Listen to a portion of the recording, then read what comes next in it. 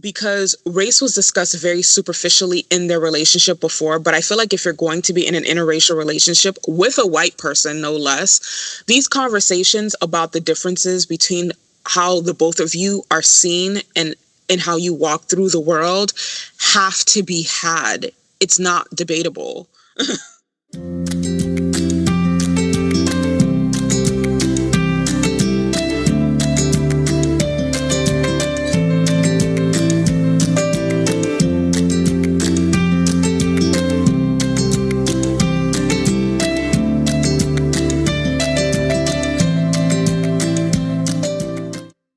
Hello, everyone. This is Alex. And this is Em. Welcome to the latest episode of The Good, the Bad, the Basic. This is the podcast for nostalgic Gen X and millennials and binge watchers of all ages. On this podcast, we'll be discussing what we love, what we hate, and what's just a little bit problematic about the TV and movies that we're addicted to, and do a bit of rewriting where necessary. For much more exclusive content, become a show producer on Patreon and get access to after the episode bonuses, curated playlists, movie reviews, season finale, and pilot episode reviews, and much more. Join the GBB family at patreon.com/goodbadbasic. Sorry. On today's episode, we'll be wrapping up our recap of Chronicles of NBC's Parenthood. Though it had a small start, Parenthood quickly gained traction on NBC, lasting 6 very memorable seasons. The Braverman clan had a lot of people and a lot of personalities, and the writers of Parenthood clearly loved each and every one of them. Each member of the Braverman clan was written with nuance and sensitivity. So what do we think made the back half of this drama so powerful? Stay tuned.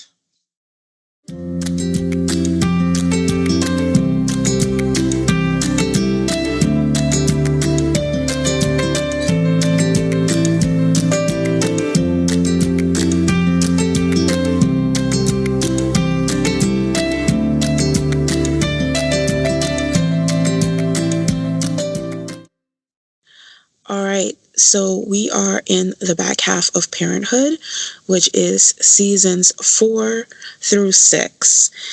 Last we left off, Joel and Julia were unable to adopt Zoe's baby, but they were placed with a 7-year-old boy named Victor, who is in foster care. And Mark Sear, Sarah's off again love interest, proposes to her at Crosby and Jasmine's wedding, and she accepts. So those are the major things that we leave off at. In addition, Christina gives birth to her last baby, Nora. So season 4 of Parenthood is only 15 episodes. The episode orders for the seasons on the show are really, really odd, but the writers do what they have to do with the episodes they have every season. So why don't you kick it off, Alex? What are some major plots of season 4 that you'd like to talk about? Okay, so I kind of want to jump into, I guess the first thing we'll jump into, since we didn't talk about Joel and Julia a bunch in the first half. Let's get to them, I guess, like in this back half, and talk about Joel and Julia and Victor and this sort of Victor plot that happens. Yeah, so if you guys remember from season 3, Julia, or it was either season 2 or season 3, Julia wanted to adopt or have a baby, but realized that she couldn't get pregnant again.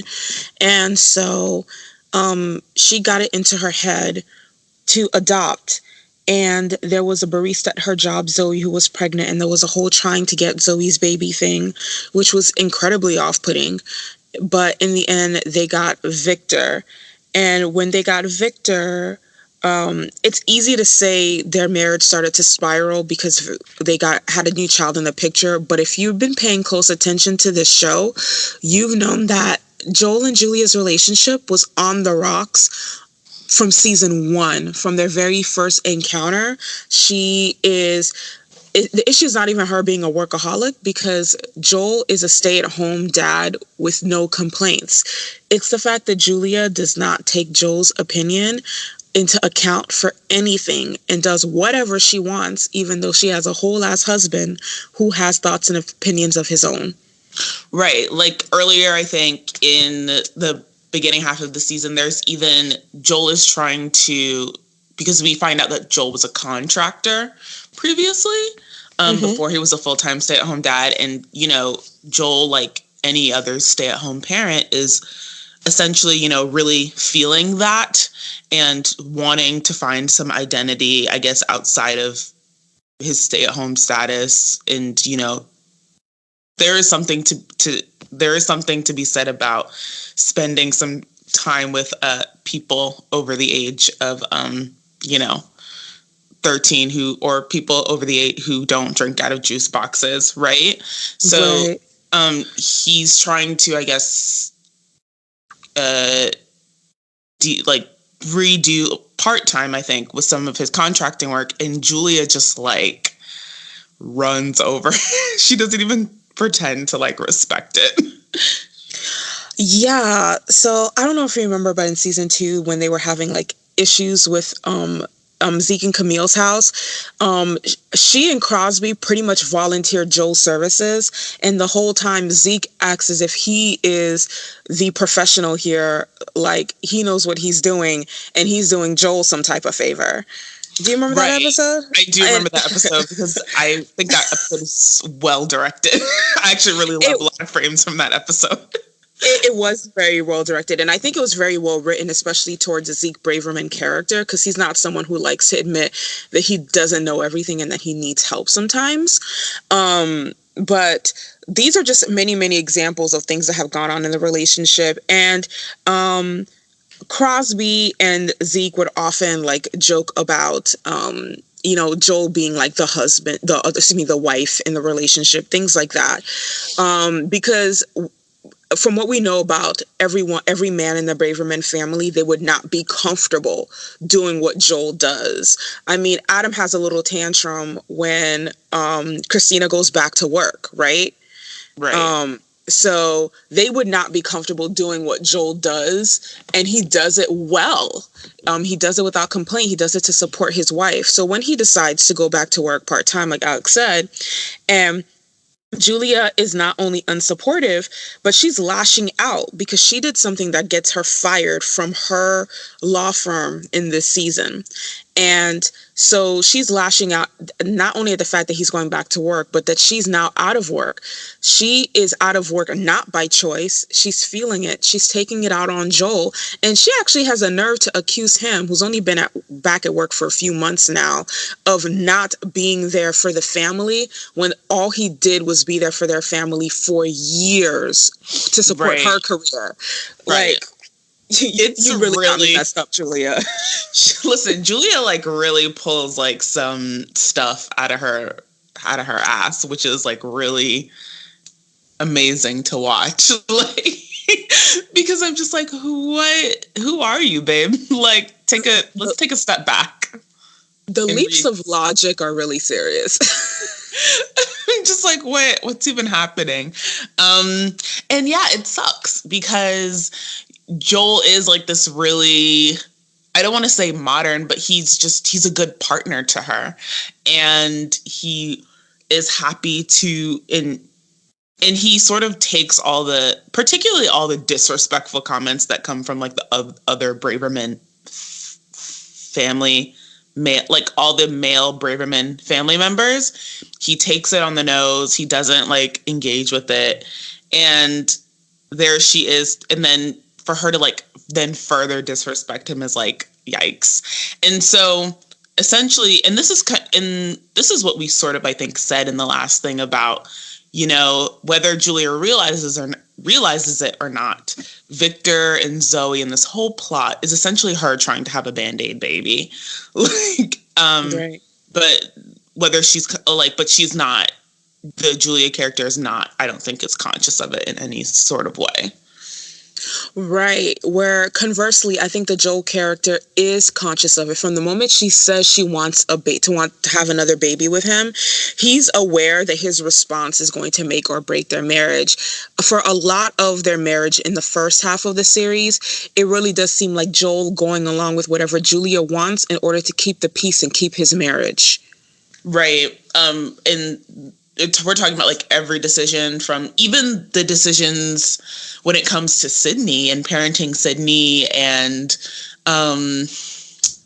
there's this whole plot about Sydney being a sore loser and kind of a brat that I think that we'll get to, but yikes, when he sort of brings it up, you know, whether she likes it or not, Joel is the one that spends the most time with Sydney, right? Like, he knows her probably a bit better than Julia because he's so involved in her life in a way that Julia can't be as a working parent. And, you know, when he brings it up to her, like, yeah, this is a thing, she's like, you're like, you know, you just don't want our daughter to be a strong woman, which is like... That was crazy. Like, died. That mess was crazy. So this plot, actually, the spoiled child plot, actually happens in season 3. And if we're honest, we the audience have seen how spoiled Sydney is from season 1. But they are over at Zeke and Camille's house playing a game of chess, I believe, or some sort of board game. Oh, it starts out with them playing charades. That's how charades. Thank you. And it ends in chess. Yes. Right. So she is a sore loser. And it's revealed this is because Julia and Joel let her win all the time. So Zeke tells them straight up, and I love Zeke because he doesn't mince words. He loves all his grandkids. So, you know, when he says something negative about them, he really is saying it for their best interest. He's like, listen, she's spoiled. And at first, Joel takes offense to it, which I think is a byproduct of the fact that it's someone who doesn't live in their home pointing it out first, right? But he quickly comes on board and he's like, yo, this is actually real, though. She has a problem. And Julia does what Alex says and says, oh, well, I just want her to be a strong woman. And this is the most white feminist thing I've ever seen. It really is. I've actually made the comparison to Alex that Julia and Sydney's relationship reminds me of the relationship between Angelica and her mom on Rugrats, because Angelica's mom was also that workaholic. I believe she was also a corporate lawyer, and she gave Angelica whatever she wanted because she wanted to raise a strong, powerful woman that didn't take anybody's shit. But I'm like, that's not how you raise a strong, powerful woman. This is why we have white women in positions of power that are just as bad, if not worse, than their white male counterparts, because they literally think that being a strong woman is getting whatever you want as a woman, regardless of what anybody else wants or needs. Right, and regardless of consequence, and you just don't have to think about anybody ever. Right. And like, Julia tries to parent when it's like least necessary. A perfect example of this is also in season 3. Season 3, they have like this little school play going on. Sydney and Jabbar are both in it. Crosby is able to talk Sydney out of the lead because she had taken over for Jabbar, who was too shy. He negotiates with her. She accepts his negotiation. It's fine. But Julia gets upset. Sydney didn't... Right. It's like Sydney hadn't originally had the lead. She only took over for Jabbar and was given compensation to go back to her original role. And then Julia's upset. And I'm like, why? It's literally like a first grade play. That's just how Julia is. But so then to bring this all back to the Victor plot, Victor is in the house in season 4. Victor is an older, like they're fostering him for the time being, and he's living in their house. We find out he's been living there for months, and he's sort of, and it's complicated, and everyone's sort of struggling because, you know, he's still getting adjusted, but he's well past the time of adjustment, and they're sort of letting him do whatever he wants when, you know, there are other considerations to be had, and like he's doing whatever he wants in terms of like not really following house rules of like, okay, we all sit and eat together as a family, or we all sit and eat together, or like we don't eat in front of the TV, or like all the sort of like quote unquote house rules that like any sort of household would have. So what's troubling about this Victor plot, and it happens like immediately, is, and something that like absolutely started to like made my back like made me like arch my back in a bad way, like as if like someone's like pricking me or something, was there's this scene in season 4, and Julia says, "Hey Victor, do you want to come and like eat with us?" And Victor says something to the tune of, "No, Julia, I'm good here." And then Joel responds, "Your mom worked really hard on this dinner." Victor has a mother. Right. He has one. And it's weird that like they are like insistent on him calling them like mother and father and mom and dad. It's just weird. Right. And the issue is particularly with Julia, because as far as we know, his father's never been in the picture, but he was literally raised with someone that he called mom up until he came to these people's houses. And it's like they want Victor to engage in selective amnesia and forget that he had a mother who's alive still.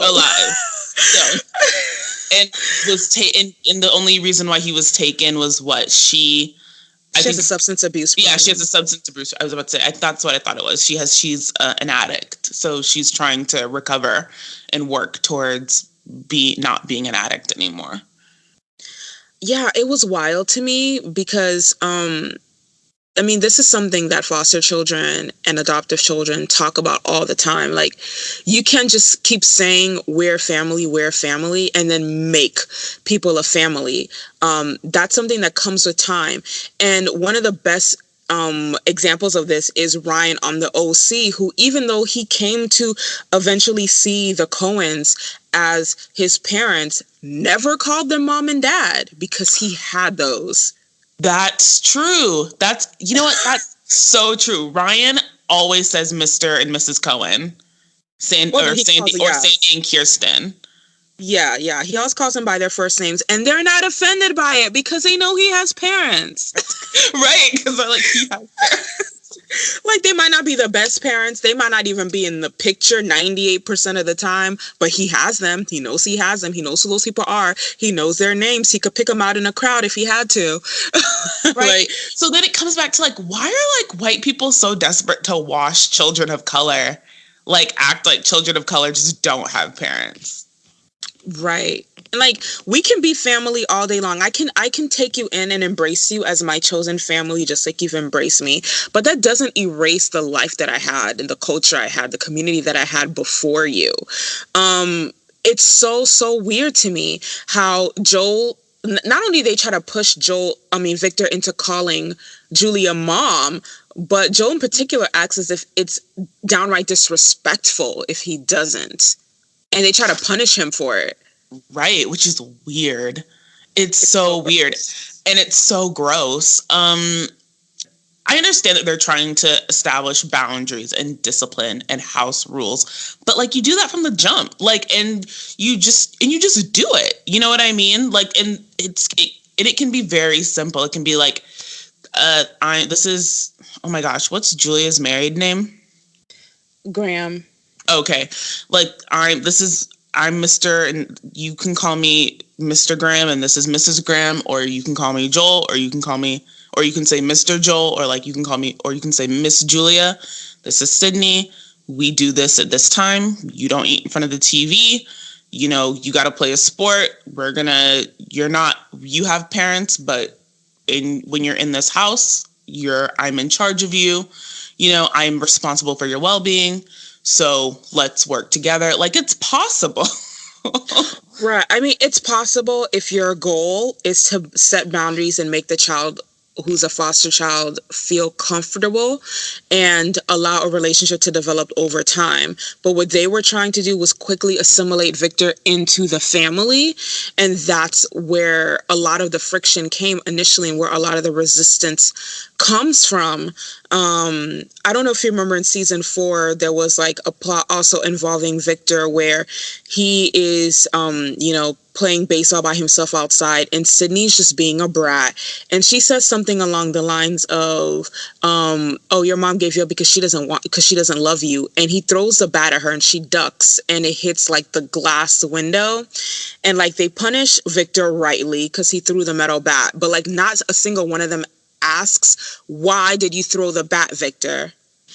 Right. And no, exactly. And then, and even furthermore, like something else is like when Victor, because of course they make Victor hang out with Max. Of course. Everybody just has to.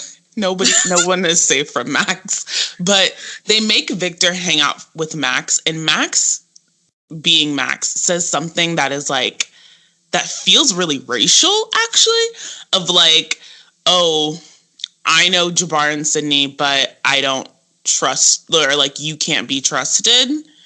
And I don't know, and I can't, I don't remember the exact dialogue of the scene, but it absolutely felt racial, like, and felt like sort of like, wait, what? Like, can we step back? Like, did anybody talk to Max about that? Or like what that was? Because it's like the first thing that Victor is like sort of like liking or interested in about like anybody in this family is like Max and his like iguana and like these bugs. And then I think, yeah, and then they have like a whole scene together, and then he ends up like just taking the iguana to like tell Max, like in order just to, piss off Max. And there's like a whole like plot about like who stole the iguana, and like Victor stole the iguana, and it all feels not good. Mm-hmm. Yeah, it's interesting that you asked the question, did anyone talk to Max beforehand? And on this show, we see that Max's parents rarely talk to him about things that don't affect him directly. Like, they go out of their way to teach people how to treat Max, but rarely do they make the effort of teaching Max how to treat other people.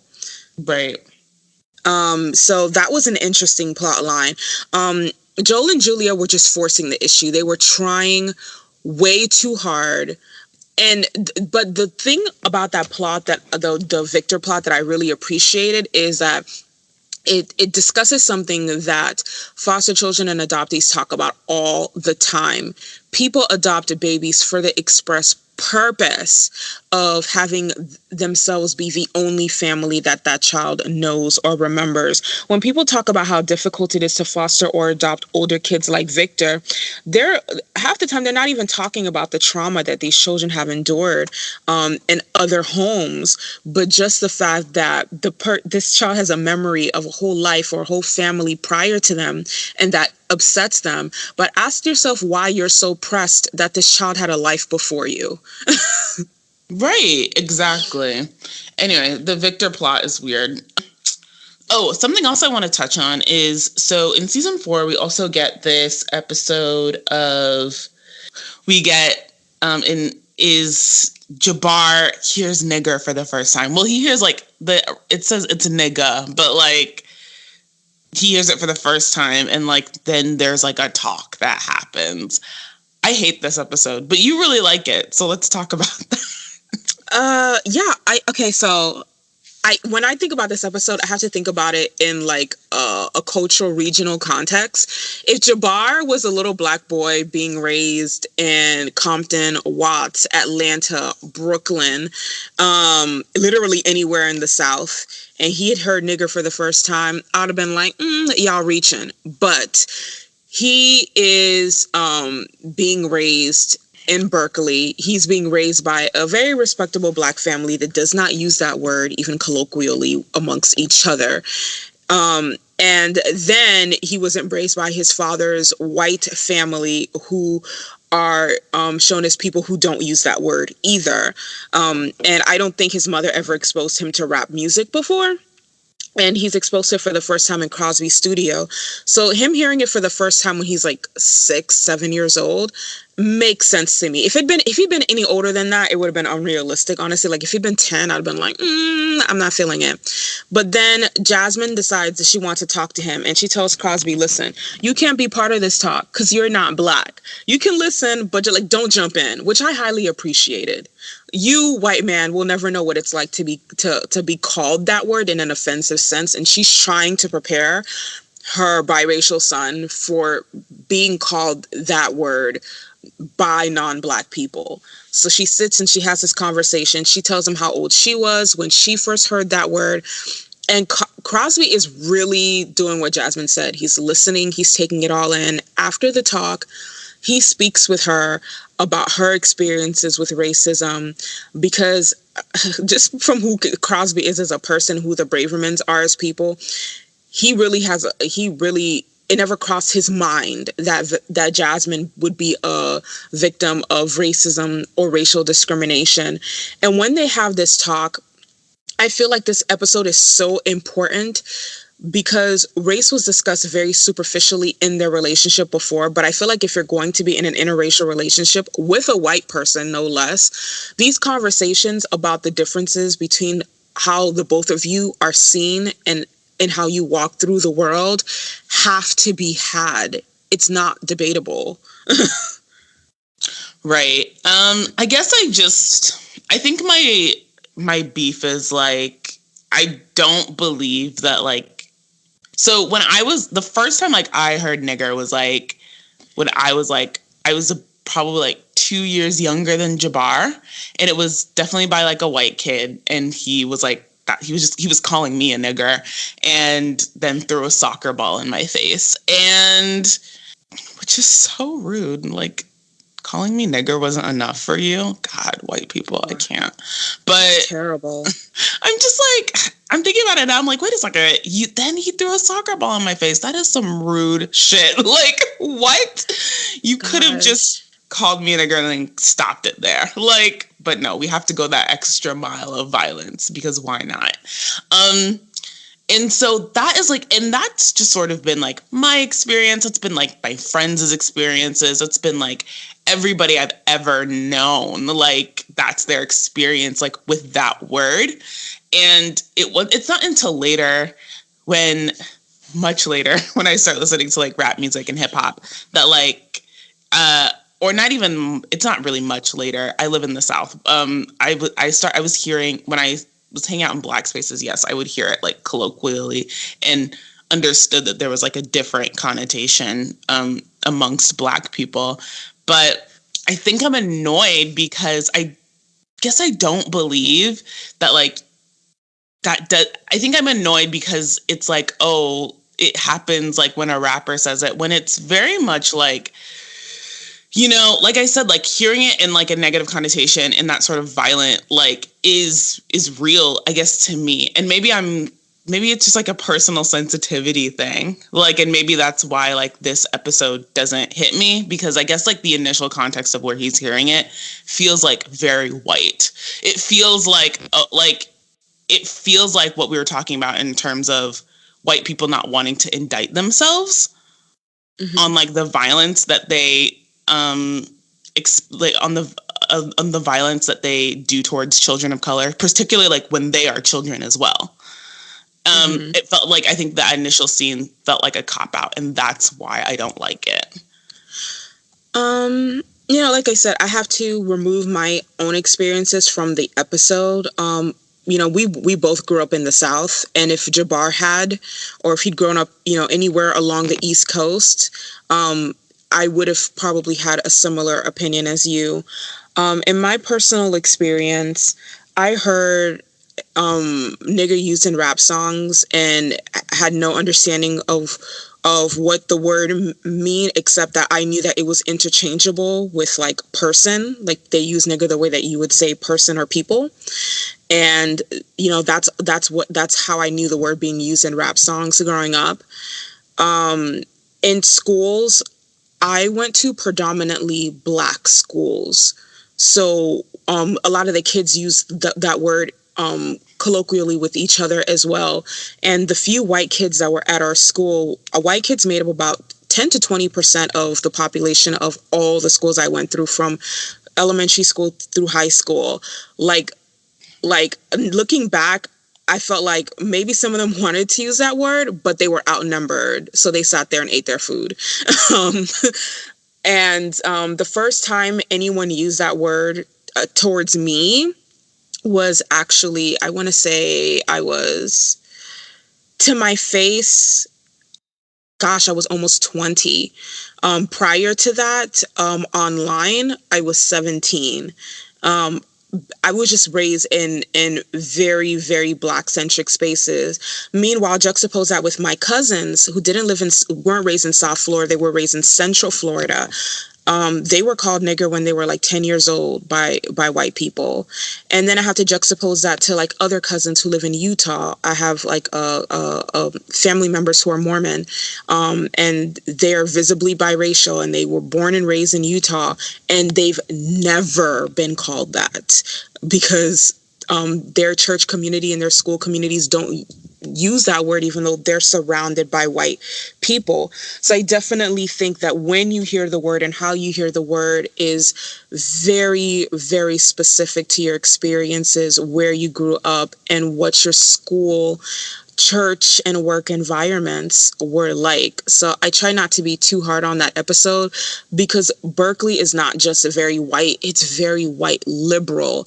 And white liberals are people that pride themselves on not saying that word unless you really, really make them angry. So I'm like, right, like I only said that because I was mad, you guys. So I let that roll off my back, because I feel like the proceeding conversations that were had after he heard that word were necessary conversations between Jasmine and Jabbar and Jasmine and Crosby. Those conversations needed to be had. And I honestly think it's a cop-out when I see interracial couples that don't discuss race on film and television. Y'all lying to yourselves. That's not how that works. Love doesn't conquer all. She's still Black. He's still white. Right. But it is like a very, I mean, the episode, like, I mean, granted, like, the episode's fine. It feels kind of after school especially, but it's fine, whatever. It does. Like it is after school special. But like I said, I guess, and I hear your argument about region specific. That's fair. I guess I think my sticking point is like, I don't know that I believe that there is like any region or like any place that you can go, like where like that you can go where, you know, good white people exist, like, quote unquote. I agree with that. I agree with that for sure. I just think, like I said, the age and the context you're going to hear it might vary. And I think that even white people who don't say that word and pride themselves on not saying that word, they're definitely not exempt from racist behaviors at all. Right. And which I mean, we'll never see again, I think, on Parenthood. Mm-hmm. Well, yeah, I don't think we ever see like the Bravermans being like racially like weird. Now that was something I felt was a cop-out. The fact that the family's that large and nobody's racist. Like, a lot of white people say this, right? They're like, I'm not racist and no one in my family is racist. But like 99.9% of the time, that's a lie. Right. That's a lie. And like Craig T. Nelson, like the actor himself, is very famously racist. And who plays Zeke is very famously racist. And but like we were talking about, I think that's just when you get like when you get white written shows, there are these narratives that I think are real about white people in terms of rites of passage that are like violent or not pretty, that you'll always see scrubbed out or always see sanitized for the sake of, you know, making white people look like the ideal. Right. And I think that's a rather new trend. I want to say the past 30, 35 years of film and television, because there was a time when like bragging about how vicious and cruel they were, was like, that was white people's bag. Like, now you'll call a white person a colonizer and they'll be in their feelings. But like, our history books as children growing up were literally littered with them calling all of their like white idols and historical figures colonizers. Right. So no, right.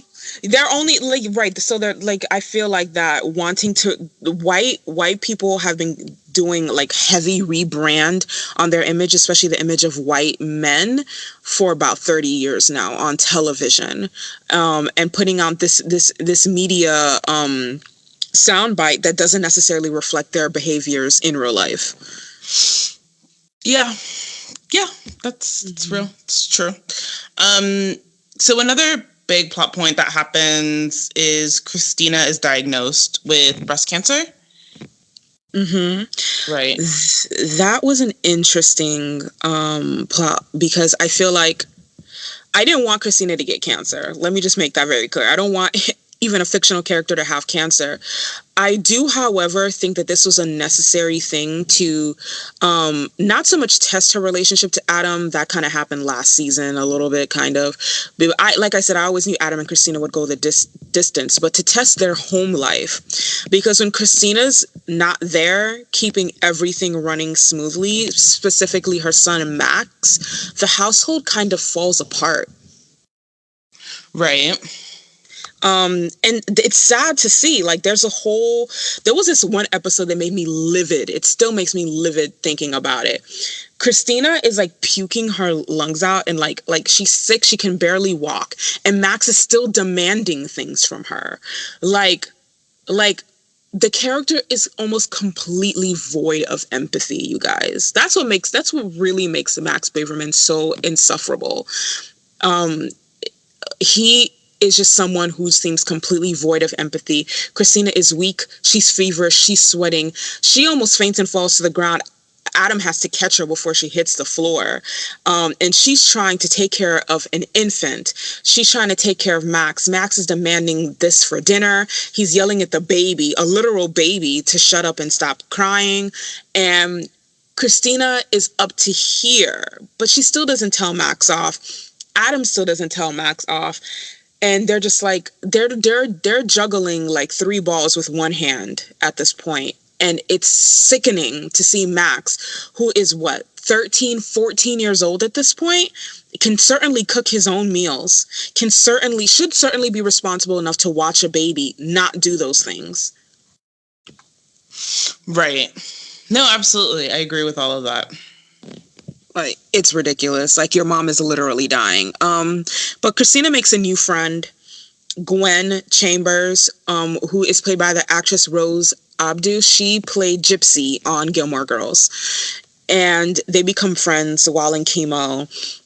Adam really has to step up to the plate. But again, the Bravermans, no man left behind. They really step up for her. Literally, as soon as Zeke learns that she has cancer, he puts his pants on. He's like, I gotta go see my daughter-in-law. So he goes to see her at the hospital. I often asked in the first 2-3 seasons, where are Joel and Christina's parents? Because they're very much Team Braverman. We learned this season that Christina's very estranged from her mom. She wants to have a better relationship with her, but like, she calls her mom and tells her she has cancer, and her mom does not show up. And it's Camille who comes to her house and, runs things for her when she can't, because she can't depend on her own mother, which is really sad. We don't talk about Drew enough, and that's because they were really playing games with him first season. Like, so many episodes in season 1, we didn't even see him. But Drew comes back with a vengeance season 2. And by season 3, he had the girlfriend, Amy. They got together, and then they had sex at Crosby and Jasmine's wedding. In season 4, she breaks up with him for an older guy, and they get back together. And when they get back together, she gets pregnant, and there's this whole plot of her having an abortion and Drew wanting to be supportive, but Amy pushing him away. And I thought that was an interesting thing to talk about, because the Bravermans are obviously a family that would support and accept any member of their family as one of their own. And usually we don't see these type of abortion plot lines in such big family settings. And I thought that was interesting. And I don't think it's something he ever shared with anyone other than Amber. Right. Real. Yeah, that was, oh yeah, that abortion story. But it was nice. And I like that he, like you said, was really working to be supportive of her and whatever she wanted to do. And that's nice. Drew is really cool. And one thing I've noticed about TV characters who are like not completely insufferable and actually like good partners to the women in their lives, they're surrounded by women. Like you'll have this male character who was raised by a single mom with a sister or a bunch of sisters or his grandma, and like they're head and shoulders above their male counterparts that were raised with heavy male influences. Now I don't know how true this is offline. In media, it's something that I see quite often. If you want a sensitive guy, you want a kind guy, you want someone that has a good relationship with his mom and his older sister. He has his moments, but he's young. But he definitely tries to be a good boyfriend to Amy and be a supportive partner to her. He doesn't give her a hard time or a guilt trip about having the abortion, and really doesn't really get into his feelings until she basically like breaks up with him as a side effect of all of this. Right. And that's when he gets in his feelings. But Amber really steps in and she's really supportive of him post breakup, which is really sweet. Right. Also Hattie comes back from college because she knows that somebody needs to get Max together in the wake of this cancer diagnosis. And it's fun to see Hattie come back to the Braverman household. Right. I love Hattie. I think like she is probably the best person equipped to raise Max. And I think that if, God forbid, anything happened to Christina and Adam, I think she'd be better at parenting Max and her than their actual parents. I'm not even gonna lie. But she comes back because she knows her mother needs help. Adam is working. Max is Max. And somebody's got to take care of that baby, Nora. I didn't know. It's like, oh God, like I'm coming home. And she does, and it's great to see her. So season 4, good, bad, or basic? So I would have said that season 4 was good, except 2 things that really deeply annoyed me.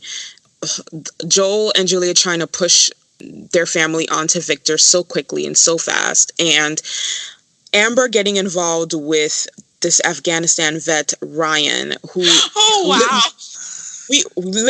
we all know that Ryan is damaged. No shade to the vets listening to this episode, but Ryan is damaged and he doesn't even take full scope of how damaged he is. And Amber is someone who's had a very unstable life. I want better for her than Ryan. So I think just off that, I'm going to say the season was basic. Just off of that alone. Yeah, the hard thing about the Ryan plot is that, like, Ryan just doesn't want to work to get better. Like, getting better is hard. Like, but you have to do it, and he doesn't want it. It's like he's fine being damaged. Like, he's like, yeah, this is just what I do now, which is like, okay, but that's fair. That's fine. Like, that's a perfectly valid decision for you to make for yourself. But at the same time, you can't like expect other people to want to take that on. Anyway, so season 4. I think season 4 is still good. I think it's good. I hate that after school special episode, but I would still give it a stamp of good. I think the direction is strong. I don't like this Victor plotline. I hate it. Like, even all the way to like episode 12, there's like but I would but it's like on the edge of being basic. It's like the barest of goods. It's not like a solid good. It's like a quarter good. Yeah, I mean, a lot of stuff was just so weird about season 4. Mark Sid, which is like a character that they just keep on reintroducing and dropping off and reintroducing and dropping off. like that relationship finally comes to an end because Sarah is flirting with a line and towing a line with her boss Hank, played by Ray Romano. And Mark sees this and ends the relationship. And he says something to Sarah that I thought was actually really poignant. He's like, listen, I don't know what it is in you that likes to run from things that are good, but I'm not doing this with you no more. Listen, fair. That is some deep ass, fair ass shit. Episodes of season 4, I think to watch. I would watch the opener, season 4, episode 1, Family Portrait. There's this like fun bit about Mark can't be in like the family photo, which is because Crosby ruined it for everybody. That's funny. Season 4, episode 3, Everything Is Not Okay. Season 4, episode 4, The Talk, which is exactly what it sounds like. Season 4, episode 6, I'll Be Right Here. Season 4, episode 7, Together. Season 4, episode 8, One More Weekend with You. Season 4, episode 10, Trouble in Candyland. Season 4, episode 12, Keep on Rowing. It's like this really sweet little Adam and Christina episode where like Christina is like getting her wigs after like her round of chemo. Which, why do they always put like ugly wigs on white people though? What's happening? They really need some Black people to start working in these wig departments. Yeah, it's interesting because I feel like part of it is that white people don't know what a good wig or a good weave looks like, right? Like you could have a busted wig and Black people will tell you that wig is trash, but white people are like, oh my God, your hair looks so good. And it's like, right. They honestly can't tell that A, it's a wig, and B, it's a shitty wig. So, and they bring these ideologies over to their own wig selection, decisions. And I'm like, I'm pretty sure other white people think that shit is cute too. Like if they had a Black friend though, the Black friend would tell them that was trash. Right. They'd be like, girl, that's a no. Like, and it's possible because just white people fix your wig game. And then season 4, episode 13, Small Victories. Season 4, episode 14, One Step Forward, Two Steps Back. And then season 4, episode 15, Because You're My Sister. Yeah, I thought the whole thing with Victor and Sydney was resolved a bit too quickly. Because like I said, her saying that your mom doesn't love you, I think was especially cruel. And there's never an apology from Sydney to Victor. And it's especially cruel because in one of the episodes I just recommended, Keep on Rowing, 12, Victor essentially is taking calls from his mother again because his mother is reaching out to him. Mm-hmm. And Joel and Julia like, stop it. They're like, they don't even try to like facilitate. They're like, you can't see your mother. And he goes, but she's my mom. And he, by the way, the child actor who plays Victor has like the most amazing side eye. He looks at them and he's like, she's my mom. She's trying to talk to me. Like, I should at least be able to be friends with her. And they're like, right, but you can't. And I'm like, ooh, like, and it's just, the whole thing is sad and hard. Yeah, I mean, that's not completely on them because I believe this happens before Victor is legally adopted. And like when you're in foster care, like they actually don't let you reach out to your family members, either the person you were taken away from or any like actual biological family. Like you can't like reach out to them, which is, I think, cruel and a part of a system that, was put in place to separate Black, brown, and Indigenous families. But that's a whole nother discussion. Separate issue. Yeah, that's a whole different discussion. But they went to the old neighborhood like exactly one time to pick up his friend and bring the friend back to their house to play, and we never saw that friend again. Victor's old friend from his old neighborhood. There's also this plot where they attempt to learn Spanish and then they like never do. Girl, listen, that shit was so weak. That shit was so weak. Like, I hate it. So, like I said, I'm really like, you guys, I try not to nitpick, but like there was so many things that were aggy about season 4 for me. So let's just jump into season 5 real quick. Exactly. So let's just do this.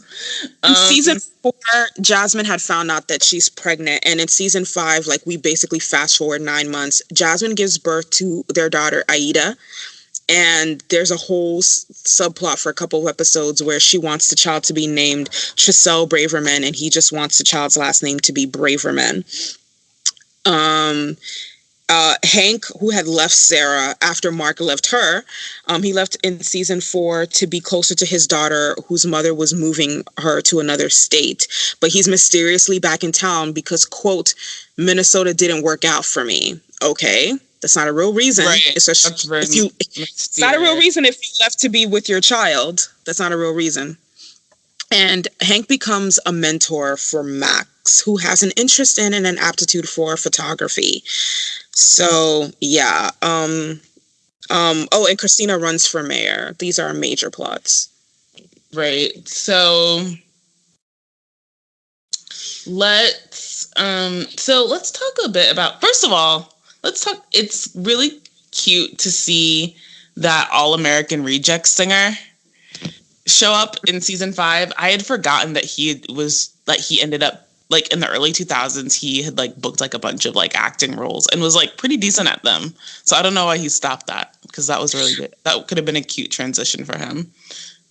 Yeah, Tyson Ritter was trying to get these checks, but I think he put his focus back on the band. Like, fun fact, that's actually why Jared Leto started acting, because he wanted to bring attention to his band, 30 Seconds to Mars. Then he got so good at it, the band became the part-time thing, and the acting became the full-time thing. And I guess Tyson didn't want to do his band like that. So he really buckled down and got serious after this period of just, like, writing and touring and all that stuff. But he actually was a decent actor, even though on Parenthood, he was more or less acting as himself. Right. Or like a heightened version of himself. Right. Yeah, because he's in this. He shows up in, like, I think The House Bunny. He also shows up, like, in a bunch of other random early 2000 properties. And it's always, I feel like that's always, like, a very time specific. Like, when I see him, I'm like, oh, I'm watching something from the early 2000s. Also, it's cute to see Journey Smollett.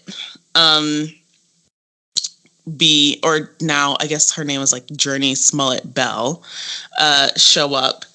Also another Parenthood Friday Night Lights casting crossover.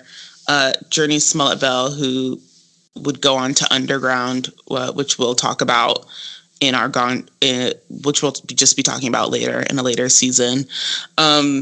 Great to see her in season 5, episode 2. But let's get into, yikes, where to start? Okay, you know what? Let's talk about Drew some more. Let's talk about Drew and this friends with benefits relationship with Natalie. That's so sweet. This was so interesting to me because it's something that a lot of guys, including Drew's roommate, would think is a boon, right? Like, I get to, like, sleep with a girl without being serious with her, which is what Natalie offers Drew.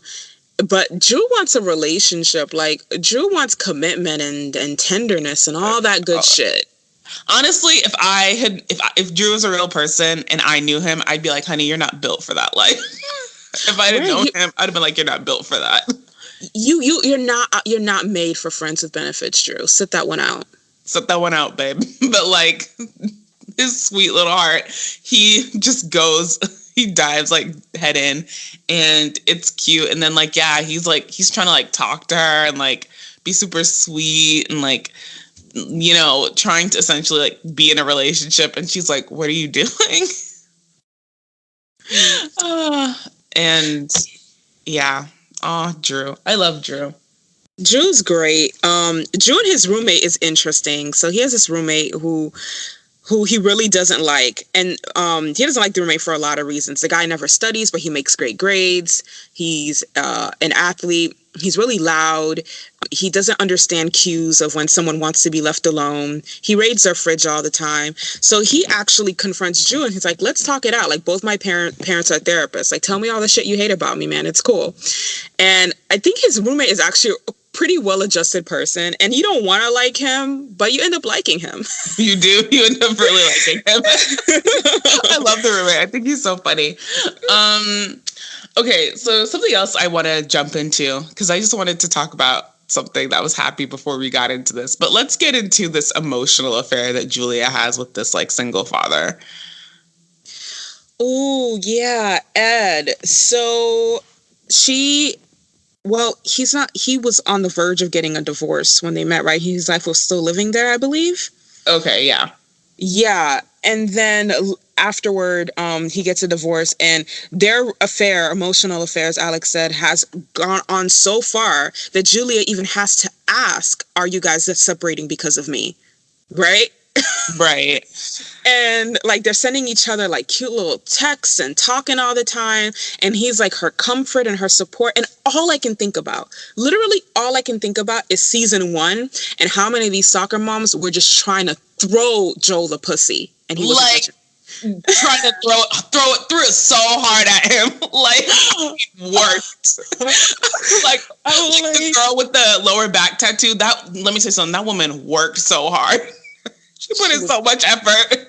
So much effort. He had moms inviting him to the park. He had moms inviting him to like the sauna or the infinity pool at their house. He had moms trying to meet him for the matinee feature to get it popping. Like, Joel was neck deep in unwanted, unsolicited stay-at-home mom puss. But Julia had one guy give her some attention when she's been out of work for a few months and Joel's been working for a few months, and she's like cracking around the edges. Like, she literally only knows how to make that relationship work when Joel is the one sacrificing on her behalf, not the other way around. And she cracks because of because Joel has this female like coworker essentially, right? Who is, I think, a project manager or something. And it's such a professional relationship between them with just like, I think, just mild, I think, not even friendship, but like, just like that rapport that I think you have to have with your coworkers if you ever want to like be happy working somewhere. And she sort of spirals from it. Like, and it's wild. I'm just like, wait, what?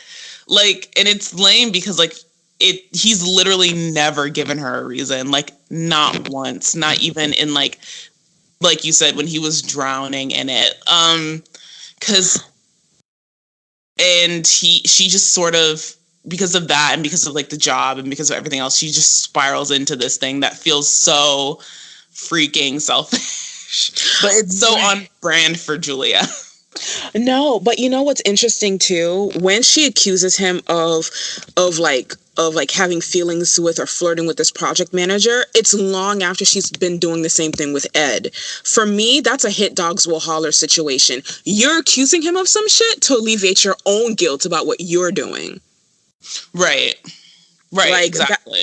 It was so messed up, you guys. And let's be clear here. When I say sacrifices, all Joel's sacrificing is extra time with the family, which is something she did all the time. Julia didn't sacrifice her career for Joel. She was, I repeat, fired from her law firm over something that she did. So it's not like they had a talk and she decided to not work for a few years to support him for a change. She was literally fired. And that's when Joel decided he was going to get back to work. Right. And so she's doing a lot. Like, she's doing a lot for no good reason. And I wonder if it's like, maybe, I think I could get with Julia and I could get with all this shit that's happening from the Zoe adoption baby story to the emotional affair story, if there was something in the narrative that like showed me that Julia was like acting out in this way because she's sort of aware of like how shittily she treated Joel these years, and she's acting out in all these different ways because now she's like afraid that the same way that she treated him is going to be the same way he's about to treat her. I feel like I could have gotten on board with like each and every single one of these plots if there was just some small thing from the script to tell me like it's all just like a fear, and that's why she's acting out in all these different ways. Right. But the thing is, like, the Julia character has no self-awareness, never has. And she really believes in her righteous anger, not necessarily when she accuses Joel of cheating, but more when she accuses him of not being there for the family. Like, she actually believes the words that are coming out of her mouth. And I'm like, sis, take a seat. Take a step back. Let's evaluate. And that's essentially what it is. That's what bugs me about like this Julia. But then honestly, like but like I said, I guess that's super on track with her and on track with who her character is. But I think it would have. But even after all of this, because all of this sort of snowballs into Joel leaving, right? Right. And you know what? He doesn't even leave over Ed. So their emotional affair comes out when Ed makes a scene at like Sydney's school during some parents' night or some fundraiser. And Joel realizes a thing he suspected has been going on and there's been some sort of flirtation. But Joel doesn't even leave her over this. He tells her straight up, I supported you for years. You couldn't even support me for a few months. I'm done. Which, fair. Like, that's enough to, like, be, like, finished. And I think... So, yeah, it all spirals to Joel leaving. And I think I would have... If in the period that Joel left, she had, like, done some self-reflection and was like, shit, like, I was scared. Like, and it could be really small. I don't need it to be big. It could be like a small conversation with Adam or Sarah or somebody or one of her siblings to be like, I treated him. I like spiraled because I was always scared he was going to treat me the way I treated him. I would have been like, okay, cool. Right. Or even if she said what we all know to be true, I treated him that badly because I have control issues and not being the breadwinner scared me. Because that was what's happening now. They were basically living off Joel's income now. If he's like Julia does have control issues, that is a thing. Or I treated him the way that I did because my identity is wrapped up in my work, and I felt lost when I wasn't working. All of these things are real and valid to the Julia character, but this analysis, like Alex said, was never made. Right, it's never made. For a show that where the writing is so strong, this feels like an oversight. I think what bothered me the most about the goings on in season 5 is that even when they were separated, Joel was still not seeing any new people. Joel was very much trying to focus on his work and focus on his kids, Sydney and Victor.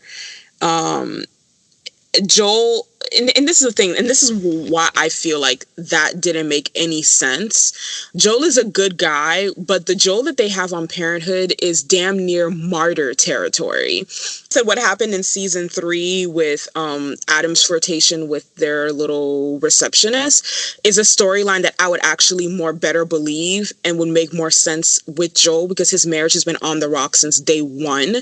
And I think Joel is someone who, after splitting with Julia, should have been seen at least attempting to date other people at least once.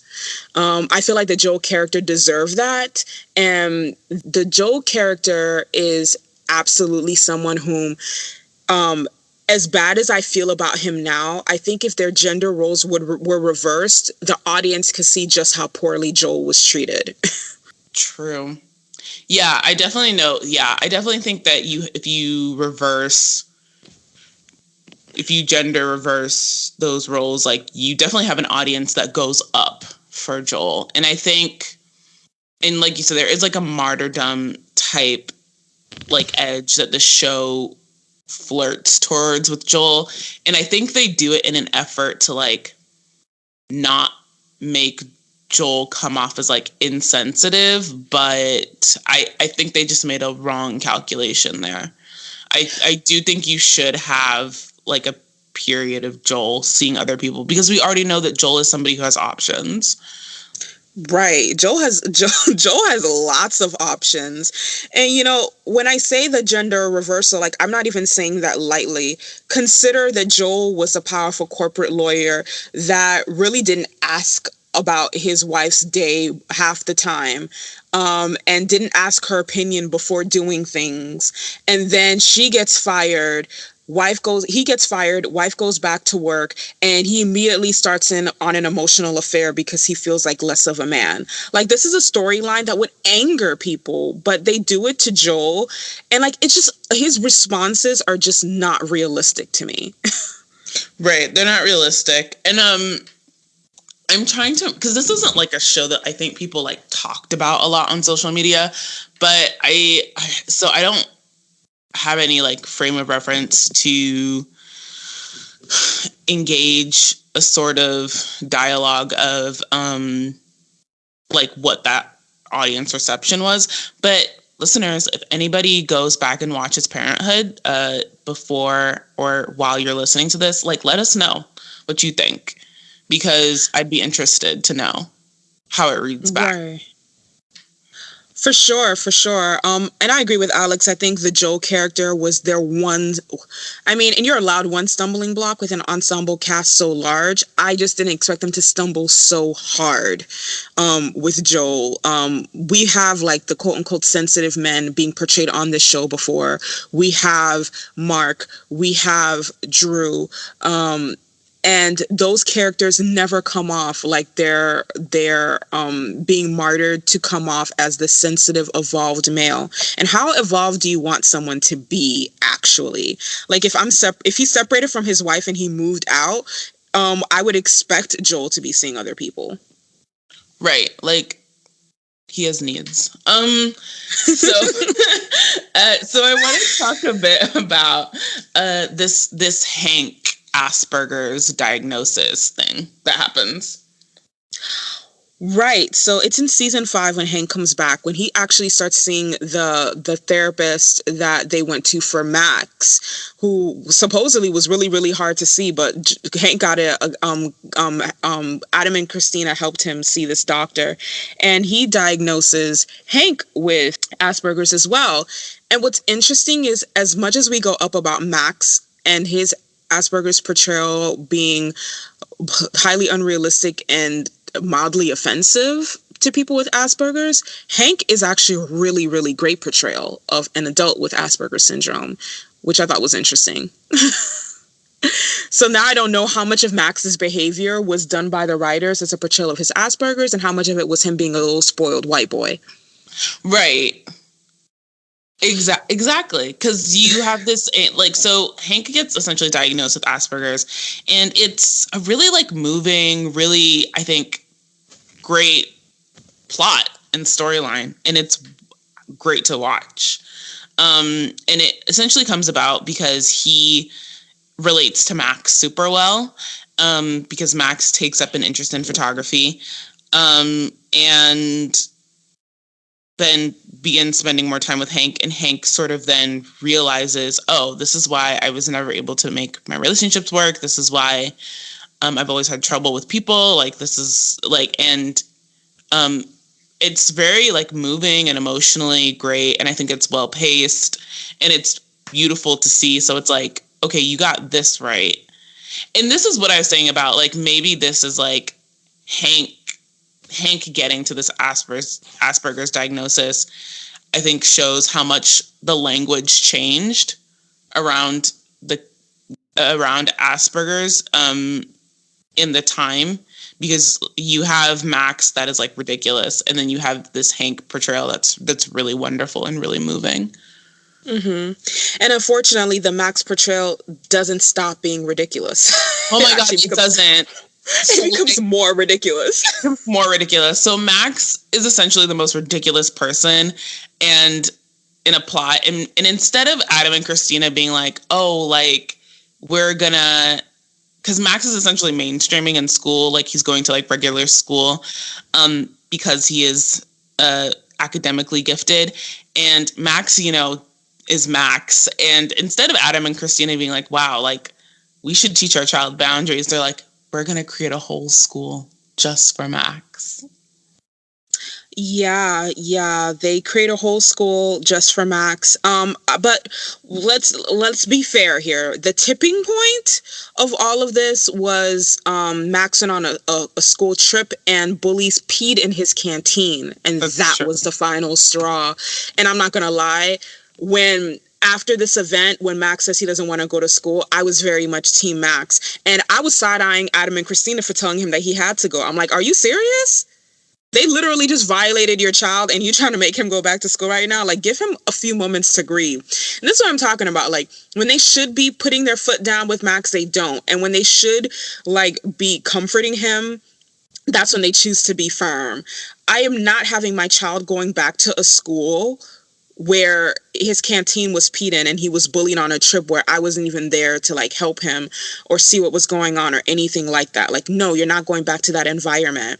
And like the school does nothing about it. Why would you want your child to go back to that environment? So I think when they realize Max is serious and he's really not trying to go back to this school, that's when their charter school, later named Chambers Academy, becomes like a real idea that Christina wants to see through to fruition. I definitely think that the Max bullying storyline was one that needed to be told. I'm glad that they didn't actually show us the bullying, but just more the aftermath of the bullying. That's a very real thing that people with disabilities, especially those with autism or mental disability or learning disability, do go through. But I wish that they had actually like moved this up to like maybe show us something like this in season 2 or 3. Because in season 2 and 3, they needed it. I hate to say they needed it to elicit like empathy for Max, but like they needed it to elicit empathy for Max, I think. Right. Not only that, but because there's so much else, so many other subplots going on, the charter school angle feels rushed in season 5. All of this happens between like the middle of season 5 to the end of season 6, is this whole of them having the charter school, running the charter school, all that jazz. And it feels very, very rushed. It feels like Adam and Christina are just flying by the seat of their pants, which is to be expected. It's a new venture, but they really don't seem to have a handle on things when the school first opens. Max is much older, and I've ever since the episode where they went to see Blanche, Zeke's mother for her birthday, and Max calls Christina a bitch, I've been viscerally aware of how much bigger and stronger than her he is. And it's really hard to empathize with Max and some of the things he does in season 5, because even though his parents might see him as a little boy, I'm very aware of how he would come across as intimidating or threatening to a teenage girl, which happens later this season. Right. Oh, is that whole Dylan plotline later in season 5 and not 6? Dylan. No, that happens in season 6. Yeah, it happens later next season. And we'll definitely talk about that, because I really do want to talk about that, because it's a mess from beginning to end. So other things that happen, Hattie has like a girlfriend. Good for Hattie. That she brings home to meet her parents. And she's rocking like a really great feather blonde look. Good for Hattie. Hattie looks amazing. She's prospering, thriving as a feather blonde bisexual woman. In case anybody ever doubts that white people engage in colorism or like don't understand race or like or color or some bullshit, just know that they found a whole white baby for Aida. That was in my notes. That was in my notes. They really got a whole white baby for this shit. Anytime anyone like just doubts that, just remember that they literally could not even be bothered to find a melanated child.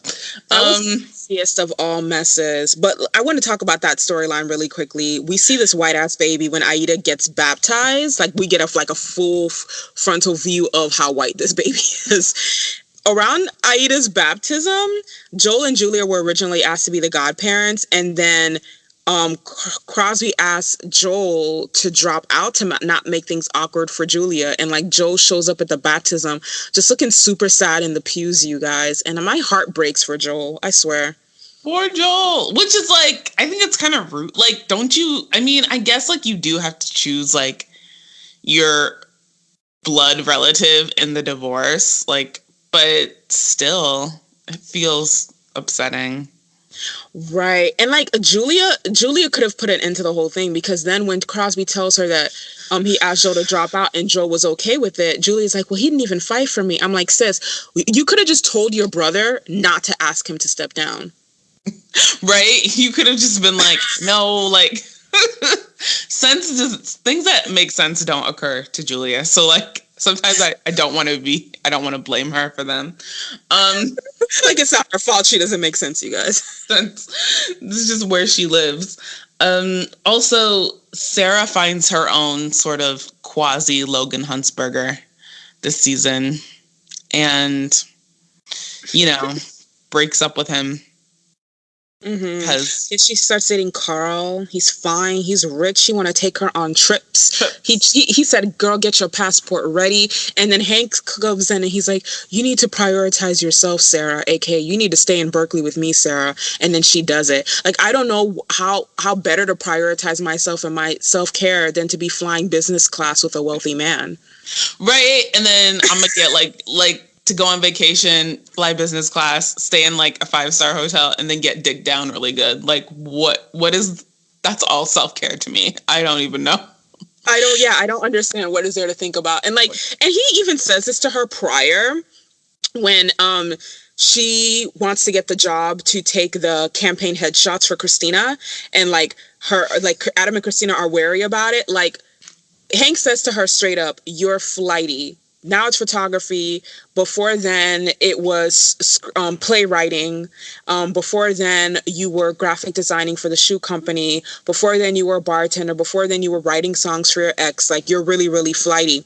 And then when she, decides to just like embrace her flighty nature and take flights,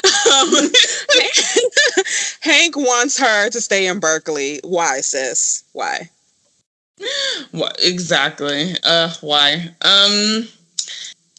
Two things really quickly. Bisexual Hattie is my favorite form of Hattie. She looks amazing. Like I said, that haircut is like, what's up? She looks amazing. She's glowing. She's clearly getting her needs met. And I want to discuss really quickly the Amber Ryan plot. So Ryan, without Amber's consent, knowledge, discussion, permission, whatever, re-enlists. He gets quickly deployed. He comes back in season 5, in the opening of season 5, and he proposes to Amber. This girl's nail polish is always chipped. That's a pet peeve, you guys. He proposes to Amber and she accepts because I guess it's something to do. And like, we all know that's not going to end well, but it's Amber and she's someone who needs to learn from her mistakes. So she accepts Ryan's proposal in season 5. We all know that's going to crash and burn, but we want to like see it happen. And we kind of see like the byproduct of that in season 6. I think it's more or less well handled. And I also think that like proposing to Amber is in character for Ryan and accepting is in character for Amber. I remember like thinking to myself, like, this is an accident waiting to happen. Oh yeah, it was a mess from the beginning. Yeah. Did we already miss the season when Camille goes to Italy too? Did that happen already? Oh, no, I think that happens next season. Yeah.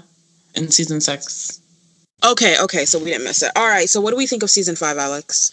Season 5, I want to say it's because, like I said, this Joel-Julia thing is like, ugh. And then like, you know what? I think season 5 is just basic. Like there is a fumble in season 5 with I think several different things. So I think I am giving it like a basic. Yeah, I'm gonna give it a basic as well, bordering on bad. Like, for me, the things that made season 4 basic were like personal feeling things and not objective things. But in season 5, there are things objectively wrong with the writing, I feel. Yeah, and I think on a show where the writing is so strong, where I'm personally grading a little harder just because I know that they can do better. They can do better. They can do better. I do like the fact that there was actually a conversation had between Hattie and Amber, and basically, Hattie saying to her, I didn't feel like I was missing anything with Alex, but I love being with her. So they very much clear up the fact that Alex was not some sort of experiment in heterosexuality for Hattie. She did have real sexual feelings for him. I did like Amber telling Hattie, like, Hattie being the first person to learn that Amber was pregnant. Like, there were really great moments of, like, really beautiful things, like Zeke giving Drew the Pontiac convertible that he and Victor had been working on, Zeke teaching Victor how to read by working on that car. There were so many beautiful moments, but a lot of the stuff got lost in the sauce because the major plots were just like, they left a bad taste in my mouth. Right. Exactly. No, I agree with all of that. Season 5, episode 1, It Has to Be Now. Season 5, episode 2, All Aboard, Who's Coming Aboard. Yeah, so season 5, episode 4, In Dreams Begin Responsibilities. Season 5, episode 5, Let's Be Mad Together. Season 5, episode 6, The M Word. Season 5, episode 9, Election Day. That's like this whole I think the resolution of this like Christina runs for mayor plot. Season 5, episode 12, Stay a Little Longer. Season 5, episode 13, Jump Ball. That's the episode, I think, where I want to say, like, John Corbett shows up again, so it's great to see him. And don't quote me on this, but I think that's also the episode where, like Crosby's trying to get Jabbar to do other things besides, like, do ballet. And then season 5, episode 14, you've got Mold. Season 5, episode 17, Limbo. Season 5, episode 18, The Offer. Season 5, episode 19, Fraud Alert. Season 5, episode 21, I'm Still Here. And season 5, episode 22, The Pontiac. Yeah, there were so many beautiful episodes. I think one of my favorite standout moment from season 5 is when, I want to say it's when Drew gets the Pontiac, and the first thing he does is go to Natalie's house, and they both realize that they're really not trying to be friends with benefits anymore, and they lock it down. The whole scene just feels so teenage dream. It's so adorable. Like, what boy doesn't want to pick up his girl in a Pontiac convertible, you guys? Right. It's a really nice car. So let's jump into season 6. Season 6 is their last season. It's 13 episodes. And we open in season 6 with Julia getting dicked down by another good white man, the boyfriend she had in Stanford right before she started dating Joel, who works at the new law firm that she's working at. And so she's living her best life. Joel's still not seeing anybody. His dick has been dry for a minute. Which is so rude. So rude. So rude! We have an Aida that's fine, that's taking her first step. She's Black, thank goodness. They finally got us another biracial kid, and not that little white child that was getting baptized. Sarah takes Zeke to Vegas for his birthday. That made me feel some type of way because they've never done anything like that for their mom. But okay, right? I'm like, they don't do anything nice for Camille. Never. Camille doesn't get nice things. Yeah, actually, it was the season prior to this that she went to Italy, and then the family kind of got mad at her for like leaving Zeke on his own. But I'm like, why are you incompetent? Why can't you just cook your own meals until your wife gets back? Or you could have just gone with her like she asked you to. Right. Yeah. And it's sad that he couldn't do this one thing for his wife. She's not asking you to move to Italy. She's not asking you to live in Italy. She's not asking you to invest in Italian property.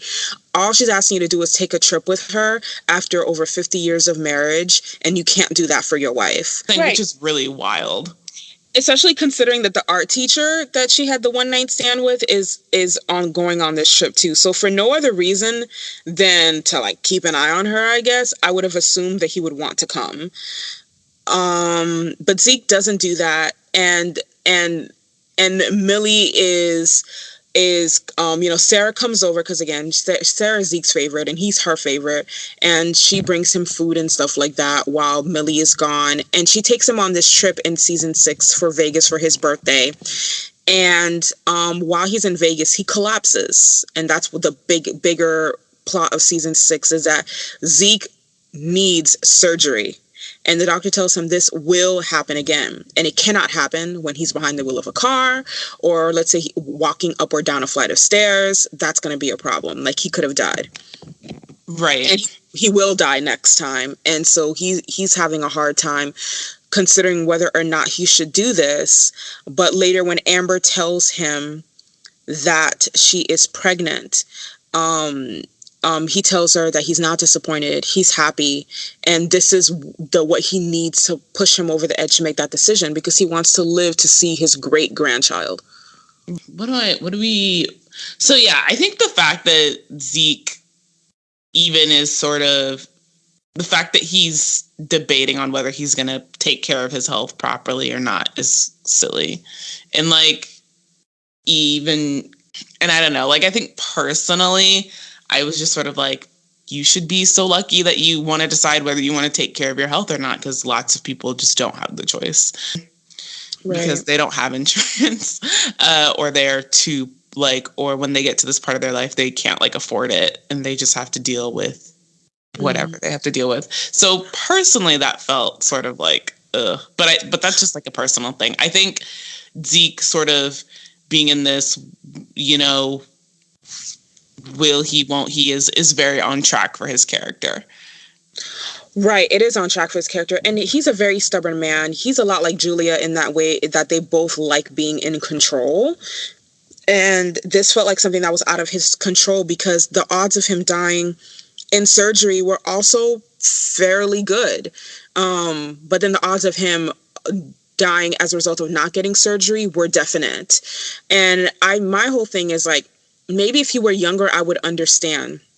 Like, maybe you could think something like fixing your diet or exercising would help you, because you don't want to risk dying in surgery when you have young kids to raise. But you're not raising anybody anymore. You're an old man. So really, all you can do is add years or go out after having lived a very long, fulfilling life. And like Alex said, other people don't get those options. They don't have insurance, or in many cases, they don't have a warning. The first heart attack or the first collapse is their last. Right, and then it's over. They don't come back from that. But it is good to see, particularly in Happy Birthday, Zeke, which is when I think Amber tells him that she's pregnant. Let's get into this Dylan Max plot that happens in season 6. I feel like we talk about Max so much, but you guys, he does so much. He does so much, like, and it's wild. So from the beginning, and I think we even mentioned this in our previous episodes, there's so much about like Max that feels like baby incel. And I feel like this Max Dylan plot comes like full incel, like in a way. Yeah. I mean, yeah, for me, the incel actually started this season, because before, like, he would like engage in a lot of like unsavory behavior, but he didn't really have any interest in girls yet. Then when this interest peaked, that's when like the shit really hit the fan. So he meets this girl, Dylan, who's a transfer student to Chambers Academy. She doesn't have any disability or anything like that, but Chambers Academy prides itself on being an open, tolerant environment, and she'd been kicked out of a few other schools. So she starts here. She really likes Max and has a great rapport with Max. Christina immediately doesn't like the girl because she thinks that either she's making fun of Max, or that she will be a bad influence on Max, or that she'll hurt Max's feelings in some way. And then because of this initial belief, it colors everything that Christina does from there on out. Because Max is becomes the one who is making unwanted advances in that relationship, and instead of protecting Dylan, the girl, her student, okay, she doesn't do that and proceeds to coddle her son in a way that is above and beyond even for Christina. Right. Like, I mean, it's completely out of the realm of logic and out of like logic even for Christina as a character. Yeah, it's entirely too much. Christina is someone that prides herself on like protecting young girls, setting good boundaries. I know that if it was Amber or Hattie in a similar situation, she would have got that shit under control, but she didn't. Because she's so wrapped up in this fact that like Max even likes somebody. Right. And it's fine. I think it's more to do with the fact that Max has Asperger's, right? Because kids have their first crush all the time. If those crushes are requited and mutual, like how long is a relationship gonna last between a couple of 14-year-olds, 15-year-olds? Not very long, right? Like a parent has to prepare themselves for the day that their kid is going to face rejection. It's gonna happen to every kid. But Christina goes through the world assuming that her kid shouldn't be rejected because he has Asperger's. So in this Dylan storyline, Dylan becomes close with Max because her parents are not around a lot, and she really likes being at his parents' house, which is a behavior that I actually saw like facets of with the Alex character, Hattie's ex-boyfriend. But with Dylan, it's definitely ramped up a notch. She's definitely more interested in the family, Adam, Christina, and Nora, than she is in Max. Max is interested in her, but she never actually leads Max on. She doesn't. She makes it very clear that her only interest in Max personally is friendship and just talking and literally just having a rapport. Right. But Max says something that's like really troubling to me.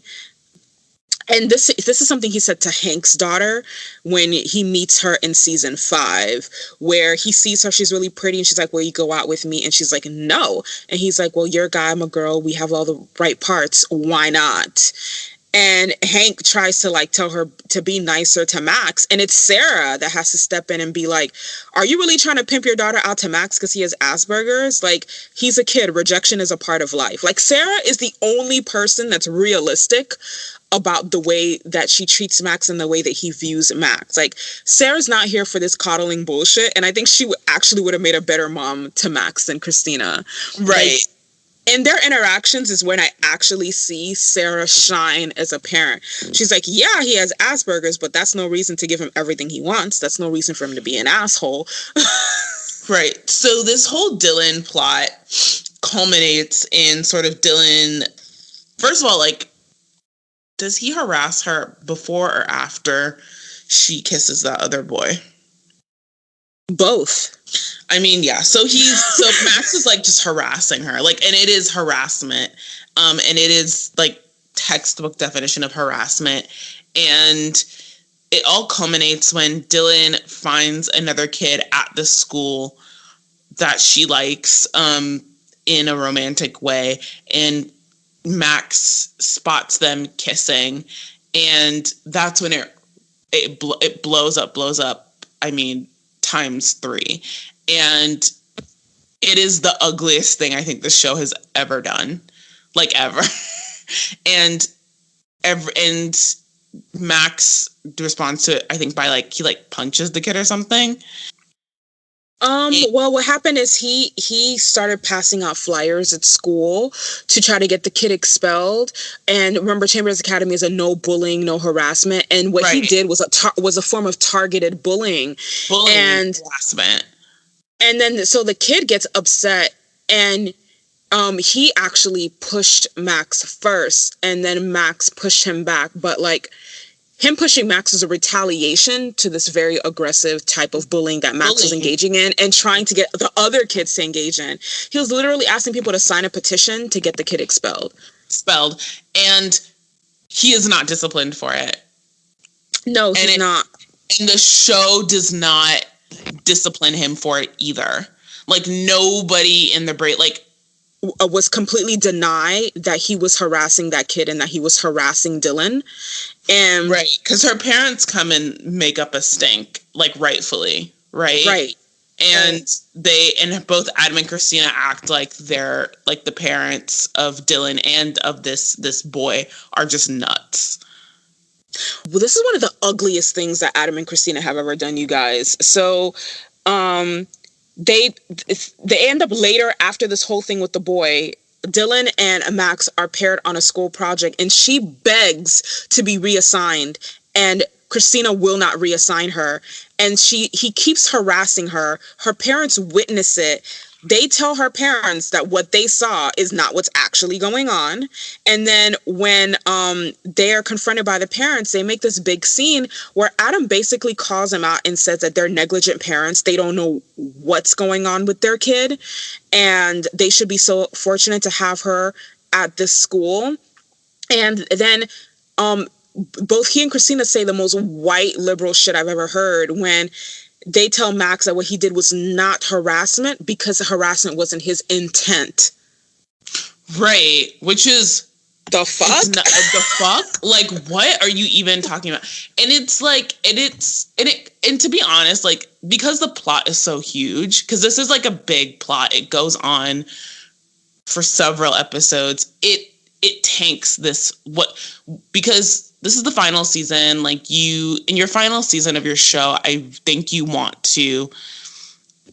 It's not that like your final season should be a fluff season, but you want your final season to really leave the viewer with the reason of like why they started this show in the first place. You know what I mean? Of like why they loved this show, particularly a Parenthood show, which isn't like on a streaming service. Like it was a show that aired from week to week, and it was a network show. You want to leave like you want to leave like your audience on an up feeling, and this isn't like it just isn't it. And I remember like when I was watching it like in real time, I couldn't even enjoy this final season specifically because of this plot, because it was like you just wanted to be happy that Amber was having this baby. You just wanted to like be happy that like Jasmine and Crosby eventually get the luncheonette back on track after it peters out. You want to like say like a nice goodbye to all these characters,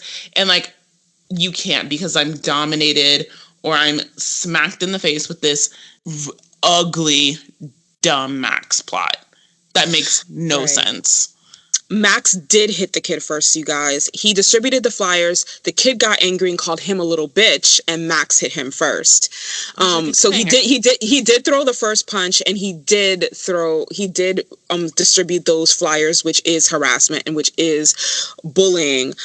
And he even tries to like pull rank, and he's like, I want the when he first saw this kid kissing Dylan, he asked his mother to expel the kid, and when his mother wouldn't do that, that's when he started distributing the flyers. It's interesting because Adam and Christina later come to apologize to this girl's parents, which they should have, and Max apologizes to Dylan, but again, the whole conversation that they had with their son prior, telling him that it was not harassment because of his intentions. This was the moment, the overdue moment, to have a conversation with your son about consent and boundaries, and they did not do that.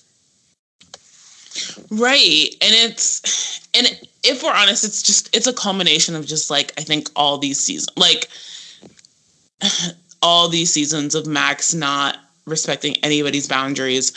But it's just, like I said, it's ugly. It's particularly ugly for a final season. Like it doesn't even make sense for a final season. And it leads me to wonder if Parenthood thought it was going to get like a 7th season. But this season was only 13 episode order. I think they knew they were in their last leg. They had to have known. That's what I'm saying. Like they had to have known, but like, otherwise I don't know why you have this plot. I really don't. Truly. I I really think it had a lot of things to do with Max. The writers really don't understand how it comes off. They want to make Max the victim in these situations. And they tried this with Julia as well with the whole adoption storyline. We were clearly supposed to see her as the wounded party here, and it does not hit at it does all. not hit at all. And like, and that's the thing about this Max Dillon plot is that like, you can tell the writers are absolutely trying to get you to be on Max's side in this, and it's like, no, like, and like, you're just confused because it's like, absolutely not. Right. Or not even be on Max's side, but like, I think they're trying to elicit empathy for him. But again, like, you're a teenager, you're going to be rejected. Dylan even comes to their house to apologize to Max. And he's like, well, I don't want your friendship. I don't want your apology, blah, blah, blah. This whole season didn't just turn me off to Max, like entirely, which had already been happening, but it really turned me off to Adam and Christina. Like, I always thought they were shitty parents to Max, even though I like them as people. But their response to his harassment of this girl made me dislike them as people. Which I think is completely and utterly fair. And yeah, ugh. And so it's like Alex said, this is not something you want in your final season, for me to just like want to emotionally divorce myself from all these characters. All these characters. Like, it doesn't make sense. It's like, make it make sense. Okay. So another thing, so that's honestly the last I want to say on the Max plot. But something else that happens this season is I want to talk about how Joel just comes crawling back. I mean, I think we saw kernels of this behavior when I looked at his face during Aida's baptism, but then like it goes full throttle this season because Julia's new boyfriend Chris, again her ex-boyfriend from college, is now her current boyfriend. He sees how Chris is being integrated into the family. We learned that, like Christina, Joel didn't really have a bio family that he was close to, and he kind of sees that he's not just losing his Julia, but he's losing the Bravermans, and he misses Julia, and I don't know what he misses, fam. I really don't know, but he misses Julia, and he goes to Zeke, and Zeke is like, do you love her? You need to fight for your family if you love her. And we could say that Zeke is the one who put the idea in his head, but Joel really was trying to come back. We don't know why, but he was trying to come back, you guys. I have no idea why, but he was trying to come back, and I guess they do. Whatever. They work it out. I wish there had been somebody to tell Joel to love himself, and that's a perfectly valid thing for him to have. But that's what happens when you don't have no family. And unfortunately, his family is her family. Like, I think if he had sat down with his mother or his father, they might have just put that shit in perspective, right? And like tell him, you need to love yourself, Joel. I think the one good thing about their coming back together is the conversation they have. Not a conversation we hear, but he comes back home, and all the old fights begin again, and then she's like, we need to have this fight. And he's like, I'm too scared to fight with you right now. And she says, I'm too scared not to fight with you. So they go out to the car, and they have like a full-on argument, fight, conversation, discussion, reconciliation. And so you get the feeling that something of substance was said in that conversation, and they're not just going to pretend like the past didn't happen. Right. And they work it out, I guess. Whatever. Well, yeah, it happened. It's something that happened. Happened. Like, it's something that happened, I guess, that we are like, whatever. Also the luncheonette falls on hard times. And it's the recording studio is not doing well. Yeah, so Oliver Rome fucked them over, you guys. Yes. Because essentially they were trying to get into producing, or like, right? That was like that whole point, was that like, right. They were not only going to just like have Oliver record there, but they were going to like produce his, like, Crosby was going to like produce the record. And then that's like an additional income because he's just an engineer. He wasn't producing yet. I thought he was producing, but they wanted to sign artists and be like a legit record label. Wasn't that it? Okay. Yes. Okay. Yes. So, Yes. so they had gotten this artist because Ashes of Rome was the band, and they were like really temperamental with their last record label. And even though like Adam and Crosby could not stand these guys, they were like, they're mad talented though, so let's get them on our roster. Let's have them be the first band that we officially sign. And then Oliver Rome decided to find himself. He had his eat, pray, love moment and decided that he was just going to bail. He canceled tour dates without notice. He left the label. He left his band hanging high and dry, and the luncheonette was just like, it could not bear up under the weight of their first artist doing this to them. Right. And Crosby fights. He fights hard to get Oliver to come back, but he doesn't. And they're just fucked. And they're fucked in the luncheonette. Like, and I was mistaken earlier. Like, they're unable to save the luncheonette, and the luncheonette just is dissolved, which sucks. Mm-hmm. It really does suck. Yeah. But Jasmine really is a G. Like, she shows up for her man. She's like, listen, I don't care what's going on. I just care that you're keeping things from me. You need to understand, like, we're a team. Like, Jasmine is a real one. And I think that was another really great test of their relationship. Just like the race conversation, I feel like this conversation about finances needed to be had. They are a young couple still. They're still newlyweds for the most part. And having that conversation about finances was important because Crosby was not used to not having income. Right. And I think one of the things that, and something that, like, I guess is like slightly annoying that like falls by the wayside, and with Jasmine's characters, like they just like forget Jasmine has a career, like, or they don't. Like, we see Jasmine auditioning and stuff and then getting parts in like the earlier seasons, and then it sort of just like falls off, which is weird. I believe when she got that role, she ends up coming home and surprising Crosby and Jabbar, and she's like, listen, I just wanted to know that I could do it, but I want to be here with my family. And then she starts teaching dance, which is when we see in season 5 that Jabbar is in her dance class. So I don't know if they dropped it off so much as they just gave much, much more attention to other characters. Max, Julia. But in this season, when they fall on hard times, she actually stops teaching dance and she gets a job as like a file clerk in the office where her mother works. Right, which doesn't make... Because teaching dance is good money. Like, I see lots of people survive off, like, not even just survive, but like thrive off of it. So I think it's the benefits that she wanted, like the healthcare. All right. Yeah. I mean, I guess that makes sense, but she clearly was just like, I'm doing it for the money. Yeah. Which, like I said, I don't know. That doesn't track with me. I don't know. I feel that's a sticking point because even then, like, I know people who are dance teachers, run dance studios, have great health insurance, make really good money, support their whole families off of it. But I guess, like, so yeah, I think that's still a sticking point with me. I think it's possible that the writers just wrote this into the script to show us how devoted Jasmine was to Crosby.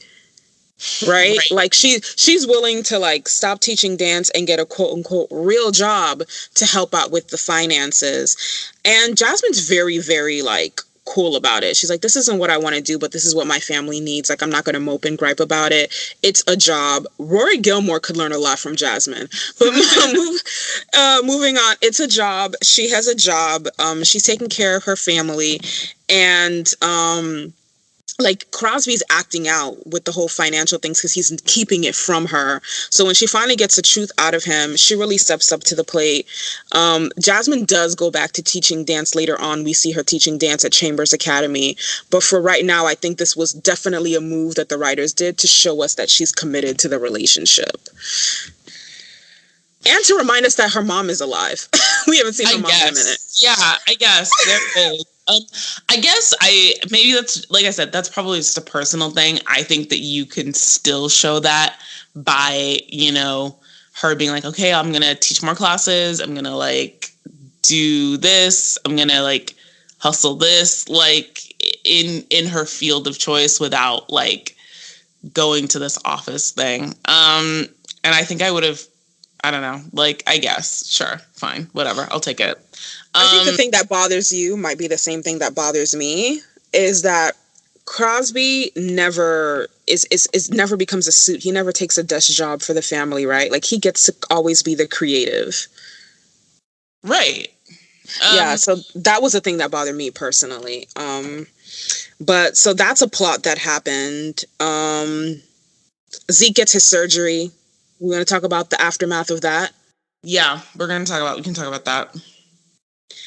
So he takes out all of his anger on Millie, and it's Christina that pretty much like enlists, gets him to stop feeling sorry for himself. But he has a surgery.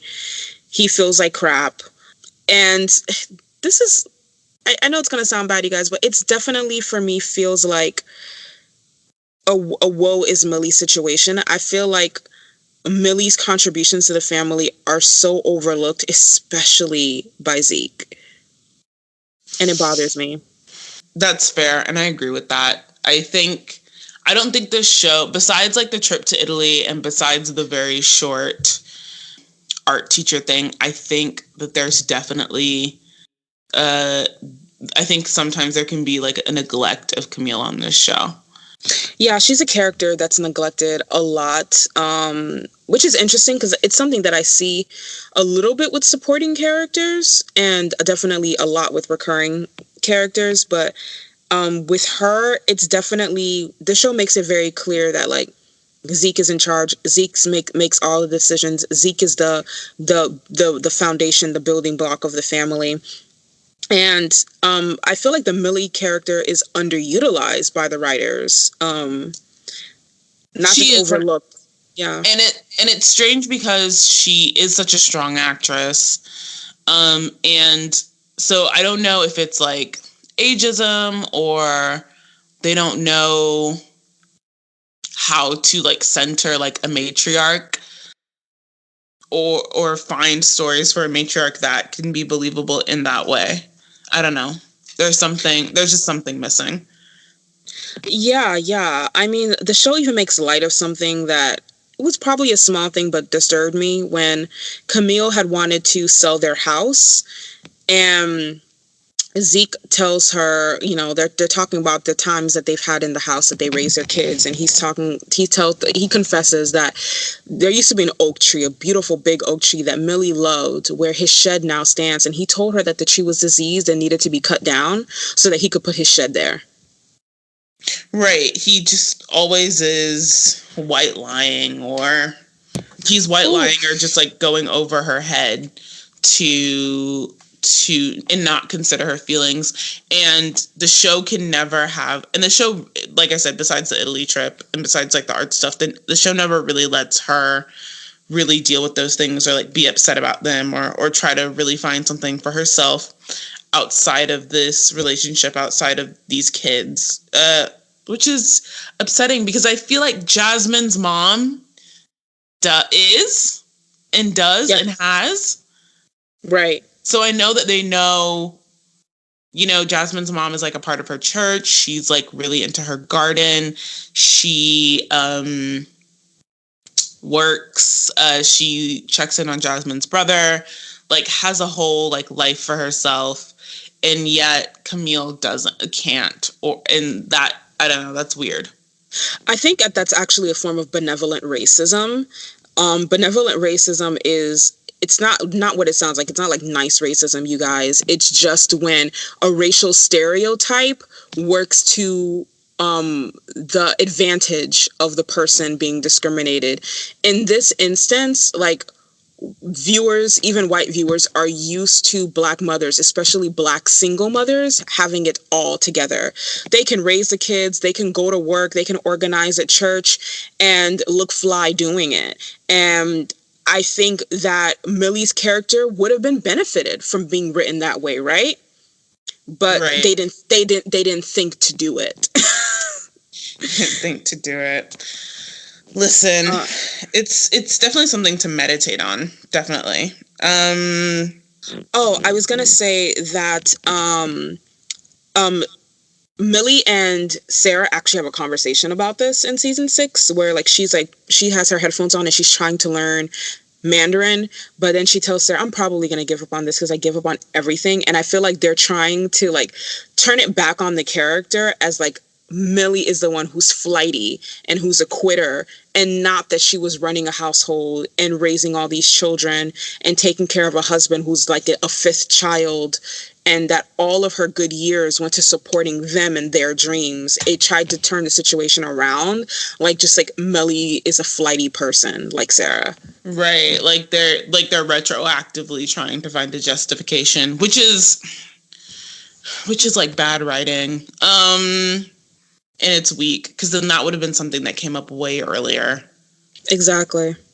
So that's disappointing. Something that could have been really interesting is if in an earlier season or possibly during that Thanksgiving episode, instead of Camille fighting against Jasmine's mom, like it could have been really cool for Camille and Jasmine's mom to like form a friendship and talk to each other, and Camille sort of look at Jasmine's mom's life and is like, hey, like, how do I get that? You have it together, you are living this full life, you're happy, like you're doing all the shit I want to do, like how do I get that? And that could have been super interesting because Gloria Steinem very famously says that like Black women taught her feminism, and I think that could have been like that type of a story could have been like really interesting to touch on and explore. Even just thinking about, two women of close ages and how both of them have probably lived super radically different lives, but how like they came to be how they came to be, and then forging a friendship and then encouraging one or the other to grow in that way. That could have been super interesting and cool. Amber has this baby. Yeah. Prior to having the baby, though, she takes that road trip with her brother. Right. Drew drives her ass all the way to Wyoming, which is where Brian's mom took him after his accident, so she can tell him that he's about to be a father. And then she gets it in her dumb ass head to like, I'm going to stay here and make it work. And Drew's like, nah, sis, you're going to get your ass in this car and we're going home. Right, and we're going home. Like, no. And thank goodness Drew was there to be the voice of reason. I can't stress enough how much I love Amber and Drew's relationship. Of all the siblings on the show, I think they have the best relationship and like the best sibling dynamic. They're really always there for each other. And they're probably the only group of siblings on the show that can keep secrets like between them and not spill the beans to the rest of the extended family. But he's like, if you're going to go see this guy, I'm going to drive you. And I'm going to make sure you come back home because this is a mistake. He's broken and you are going to have the same relationship that mom had with dad if you stay here. And she lets her brother be the voice of reason. She goes home and, she toughs it out. She has this baby who she names after her grandfather. Baby's named Zeke, or Ezekiel Braverman. And I thought that was a really beautiful thing to do. Not because I'm a fan of the Zeke character, but because we have seen from season 1 through season 6 that Amber and her grandfather are very close. It makes perfect sense that she would name her kid after him. Right, it does. It absolutely tracks with the character and in their relationship. The person who got married in the season was Sarah. Oh, right, Sarah. Sarah got married. That's right, Sarah and Hank. I still don't see it for them. I still don't see that. I don't see chemistry. I don't see it.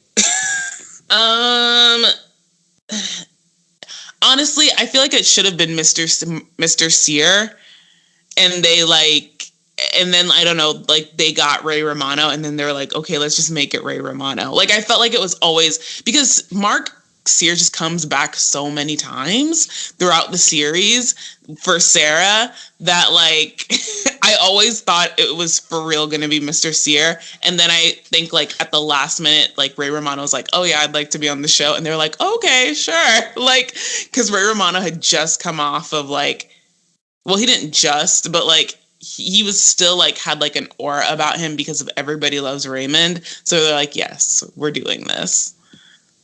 Yeah, I thought it would be Mr. Sear too, until I realized that the writers were trying to sabotage the relationship or were trying to put an end to it. And I realized this when she meets Mark's friends, and then she realizes that he wants to have a child, and then she contemplates the possibility of having a child. And like she and her sisters and Jasmine are kind of joking about it, but Sarah really doesn't want this, and they make it seem like something Mr. Sear wants really, really badly. Like he doesn't know how old Sarah is and hasn't known this entire time. Right. And that's when I realized the writers really do want to kill this relationship. Because like I feel like that's something they discussed like the first time that they got together. I was like, she's like, oh, like I'm much older than you, and he's like, yeah, I don't care. Like he's like, I get, like that's fine. So it's like, why would he be up about like having kids when he knows she's like this much older, and then like he's taught her teenage kids, right, in school. Right, like Sarah turns 40 in season 4. He knew how old she was. He knew how old she was. So, and because like, you know, Jason Ritter keeps coming back, like every time you think they're done with this relationship, like he shows up again. I figured, okay, well, I guess this is the one, like this is the person that they're trying to do or whatever, but no, it's just, and then like I said, they got Ray Romano, so they're like, yeah, it's gonna be Hank, and they switched it around for that reason. But really quickly on the wedding, Sarah's wedding dress was but with the gloves, it was downright hideous. I'm just going to put that out there. The place where she got married was really beautiful. She and Hank got married in a hurry because she wanted her father to live to see it. Max was the wedding photographer, and he actually did a good job, even though he found a new girl to obsess over, Ruby's friend, at the wedding. I think it's a black girl, biracial girl, big curly brown hair, and he must have snapped 200 photos of this poor child during the wedding. But I think my favorite moments in season 6 are when Zeke learns that Amber is pregnant and he tells her that he's happy, and they share yet another really great moment. And when she gives him an ultrasound photo and he tells her to hold on to it because he's going to live to see this baby born. Another favorite moment, besides Drew dragging Amber's ass back home, was when Zeke is trying to spend quality time with Drew, and Drew's resentful, but then Natalie speaks to him and he decides to go shooting with his grandfather because Zeke really wants to create more memories with Drew before he's gone.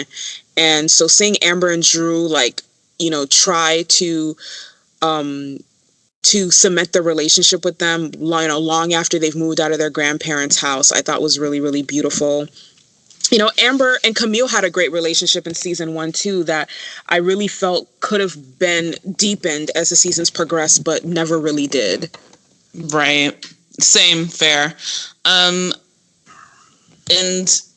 I think honestly, like beyond, because like we do get like a great sort of relationship between Camille and like Hattie, I think, in those earlier seasons. But like I think they dropped the ball with Camille and all these grandkids. And some of the kids, I think, in general. But some of my favorite moments definitely is I love like when Crosby goes to chase what's his face on this Eat Pray Love tour. That's funny. Particularly like when they're at like the meditative like retreat or some stuff. It's like a silent meditation, and he's loud as fuck. He's loud. It's really funny. I liked seeing Hank's daughter come back and like them doing all that together. I thought it was really beautiful. And I love the ending. I really do like the ending episode. The ending episode with the ending montage. I think those are some of my favorite moments. I think this whole season is worth a watch. It's super short. It's 13 episodes. I would just skip all the Max stuff. Just fast forward through it. Another favorite moment that I had forgotten when Zeke tells Crosby off when he has the audacity to call her selfish for wanting to sell the house. And she's like, nah, I've been taking care of you and your father and everybody else. I'm going to do this thing for me. And he didn't have shit to say because there was nothing to say. I felt that was long overdue. Long overdue. And it's really satisfying, like, in that ending montage to see Camille, like, in some foreign country that she's supposed to be in, see her doing that, like, in traveling and finally getting to do what she wants to do. Yeah, so Millie went to Paris because the last thing that Zeke had asked Drew to do was to find that B&B in Paris for him, and he wanted to take Millie there after rejecting her offer to go to Italy, okay? When he was still healthy enough to go. Right. He wants to take her here, so after Zeke dies the weekend after the weekend of Sarah's wedding, and she does this for herself. She takes a trip that he wanted to take her on, basically. And the whole ending montage I thought was one of the most beautiful I've ever seen. Like, I usually hate these when it seems like they're just trying to cram in a bunch of details, but it was so well done. Zeke dies. They scatter his ashes at the baseball stadium. They play a game of baseball. He made Adam promise to do. Millie goes to Paris. Years pass. Jasmine is pregnant again. We see a grown Aida. Not a grown Aida, but a much bigger Aida sitting on Amber's lap. Joel and Julia have another baby because we see Victor's sister who they adopted. We see Sydney, we see Victor, and we see them holding yet another baby. Amber has a husband and a little girl. Ryan is involved in his son Zeke's life. Max graduates high school. All of this shit is super cute. Right. It's really sweet, and it looks really nice, and everybody looks really happy, and it is satisfying. And yet still my grade for this season is bad. I think leaving out Joel coming back and this ugly Dylan plotline, the writing on the rest of the season was very strong. So it's not my cup of tea, but I'm gonna say it's good. They did what they could do with 13 episodes, I guess. We got way too much of Max. I'm sorry. I can't. And that's why I'm saying, like, I think you have to give it, like, a bad, like, too much of Max, and then, like, for the Max plot to be as ugly as it was, and for Christina and Adam to be as ugly as it was, and then this horrible Joel and Julia thing that happens. I think it's a solid bad. Like, not like a solid bad, but like it's definitely like a bad. Mm-hmm. Yeah, you know what? I think I'm basing my answers off of Amber and Drew's relationship, that closing montage, and what else? Jasmine teaching at Chambers Academy. These were highly, highly beautiful moments and themes, but I guess the rest of the season was basic. It was basic. I'm sorry. It's a basic for you.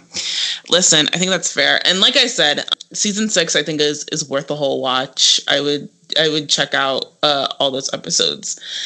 Oh, I'm sorry. I was going to say, and season 6 is like super duper short. So if you want to like get to know the Bravermans, watch season 1, season 4, and season 6. It's fine. That's it. That's fine. And there you have it, folks. This is everything that we think made the last 3 seasons of Parenthood good, bad, and basic. If you'd like to watch or rewatch Parenthood, it's currently streaming on Hulu. Parenthood truly put the family back into family dramas and was a model of how ensemble dramas should be handled, as well as how we'd all imagine being part of a big family would be like in a perfect world.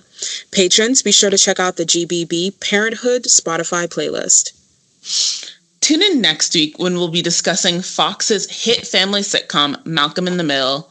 If you'd like to watch or relive this series, Malcolm in the Middle is currently streaming on Hulu. Until then, our top tier patrons can tune in to our next music video retrospective episode featuring the one and only Miss Janet Jackson. If you're not on this tier yet, level up. The episode goes live this Saturday. We'll be discussing the very best of Miss Jackson's videography and how her style and choreography continue to be a powerful influence in pop culture.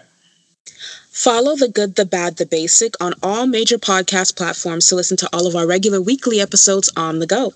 If you love this sort of content and want more, become a show producer and patron on Patreon.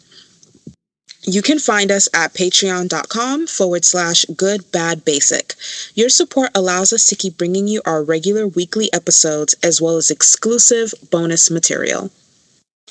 Be sure to follow us at Good Bad Basic Pod on Twitter. And of course, follow our SoundCloud page, The Good, the Bad, the Basic, where all of our social media links are listed. Until next time. Bye everyone.